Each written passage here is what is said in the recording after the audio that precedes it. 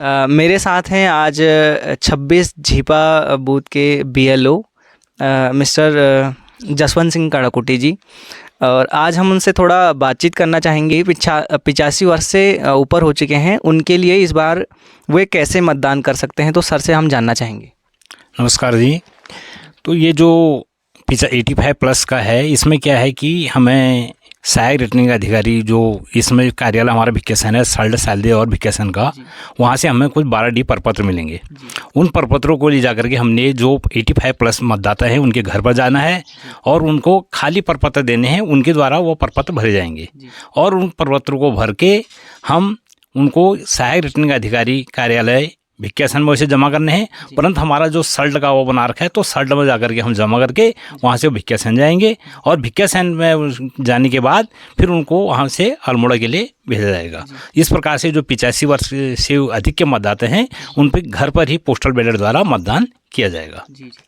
तो ये जानकारी हमें मिली कि 85 वर्ष से ऊपर के जो व्यक्ति हैं वो लोग 12D फॉर्म भर के घर पे ही मतदान कर सकते हैं। हमारा एक सवाल और है कि जो दिव्यांगजन हैं उनके लिए क्या कोई अलग प्रक्रिया है या इसी प्रकार की कोई प्रक्रिया है, हम वो जानना चाहेंगे। नहीं, दिव्यांगजनों के लिए भी वही प्रक्रिया है, परंतु उनकी उसमें मतलब ये कहा है कि 12D के साथ ये 40+ उनका जो दिव्यांगता का सर्टिफिकेट है, तो दिव्यांगता सर्टिफिकेट उनके पास होना जरूरी है। जिसका दिव्यांगता सर्टिफिकेट है उसको उनसे सर्टिफिकेट लेकर के और फॉर्म में वही प्रक्रिया के साथ सहायक रिटर्निंग अधिकारी भिक्केसन कार्यालय में जमा करने हैं और वहाँ से फिर वो अल्मोड़ा का जाकर के वहाँ से फिर जो लिस्ट आएगी उसी के द्वारा मतदान किया जाएगा। और उसमें ये कहा गया है कि यदि जो आदमी वहाँ पर मतलब किसी का मतलब छूट गया है, यदि वो उसमें घर पर नहीं था, बाहर था, यदि वो घर पर आ गया है तो उन्हीं के भरे जाए जो घर पर है।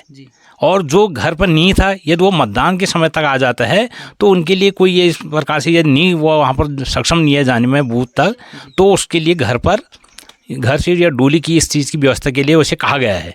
कि मतलब आप उसके लिए व्यवस्था होगी, वो अपना मतदान से कोई भी आदमी न छूटे। तो सर जो ये डोली की व्यवस्था की आप बात कर रहे हैं, ये ग्राम सभा की जिम्मेदारी होगी या कोई अन्य विभाग इसमें सम्मिलित है? नहीं, इसमें वैसे समाज कल्याण विभाग के द्वारा उनको वो किया जा रहा है। वहाँ से उनकी लिस्ट आई थी, दिव्यांगता लिस्ट, तो हमने तो मतलब बार बार उसका वो दिया है कि ये आदमी मतलब जो हैं दिव्यांग हैं और इनकी लिस्ट और इनका फॉर्म हमने टोटल वहाँ के लिए मतलब दिया है। परंतु यदि किसी कोई कारणवश छूट गया है, अब है कोई इधर गया है, कहीं कोई काम से बाहर गया है, यदि वो यहाँ पर नहीं है तो उनका फॉर्म नहीं भरा गया,